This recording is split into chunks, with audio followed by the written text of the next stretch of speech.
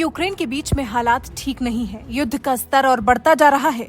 गोलियों की रफ्तार और तेज होती जा रही है। रूस ने यूक्रेन पर भारी बमबारी की है। न जाने कितने ही लोगों की जानें चली गईं, कितने ही घर उजड़ गए, कितनी महिलाओं को अपने पतियों को युद्ध के मैदान में छोड़कर किसी और देश में जाकर शरण लेनी पड़ी है। सब कुछ तहस नहस हो गया है।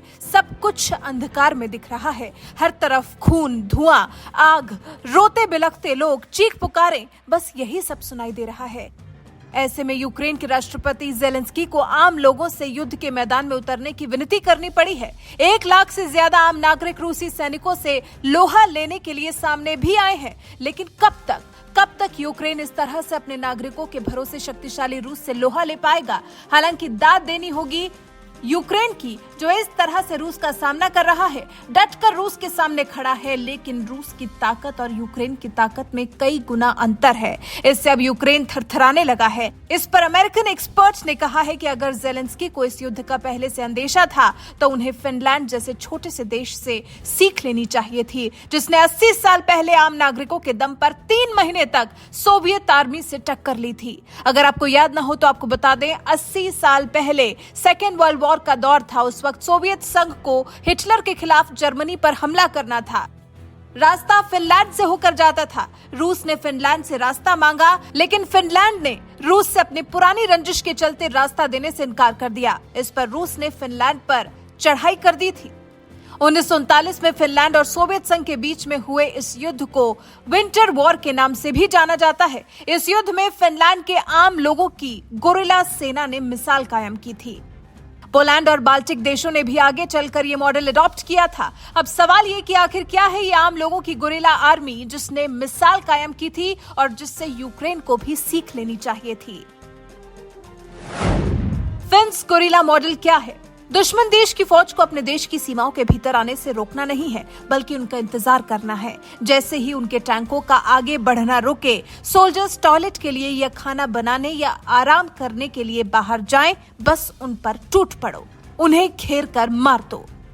मौजूदा समय की बात करें तो यूक्रेन रूस के बीच की जंग को 1939 की फिनलैंड सोवियत संघ के युद्ध से कम नहीं कहा जा सकता। इस युद्ध में भी प्रेसिडेंट ज़ेलेंस्की ने आम लोगों से हथियार उठाने की अपील की है और करीब 2 लाख लोग सिविल डिफेंस से जुड़ भी चुके हैं। लोगों की AK-47 जेवलिन जैसे हथियार उठाए तस्वीरें भी सोशल मीडिया पर जमकर वायरल हो रही हैं।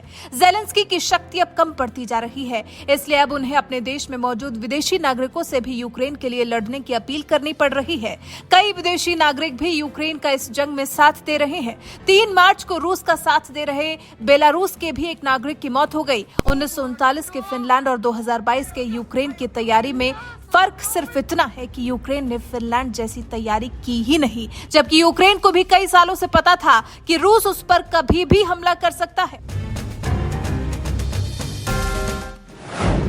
अमेरिकी मिलिट्री स्ट्रैटेजिस्ट एडवर्ड एन लुटवक के मुताबिक यूक्रेन में रूस के अटैक का खतरा कई साल से था। ज़ेलेंस्की अगर इसकी तैयारी करते तो ज्यादा नुकसान नहीं होता। उन्हें फिनलैंड के मॉडल को अपनाना चाहिए था। वहां आम नागरिक के एडल्ट होने के बाद उसे एक शॉर्ट मगर इंटेंस मिलिट्री ट्रेनिंग दी जाती है। हल्के हथियार चलाने और युद्ध के समय अगर शत्रु सेना देश में घुस जाए तो उसके खिलाफ लड़ने के लिए ट्रेन किया जाता है।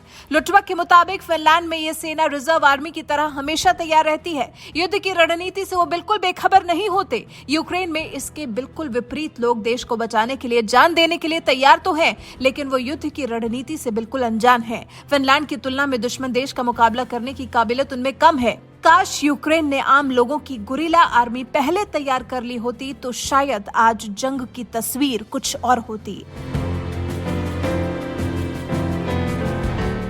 American military strategist Edward N Luttwak ने यह सलाह दी तो है। फिनलैंड और यूक्रेन की तैयारी के बीच में अंतर तो बताया है, लेकिन ये बात सिर्फ यूक्रेन तक सीमित नहीं रहनी चाहिए, बल्कि लुटवक की कही बातों पर हर उस देश को ध्यान देना चाहिए जिसे कहीं न कहीं लगता है कि उसके आसपास उसके दुश्मन बहुत हैं और वो किसी भी समय यूक्रेन रूस जैसे युद्ध के लिए तैयार नहीं है। भारत की नरेंद्र मोदी सरकार को भी इस तरह की ट्रेनिंग के लिए पहल करनी चाहिए, ताकि जरूरत पड़ने पर देश का हर नागरिक एक आर्मी मैन की तरह देश के हर एक टुकड़े को बचाने के लिए, हर एक नागरिक को बचाने के लिए, एक दूसरे की जान बचाने के लिए संघर्ष कर सके। तो क्या भारत लुटवक की यूक्रेन पर की गई टिप्पणी से कुछ सीख लेगा? इस पर आप क्या कहना चाहते हैं? अपनी राय हमारे साथ जरूर साझा करें।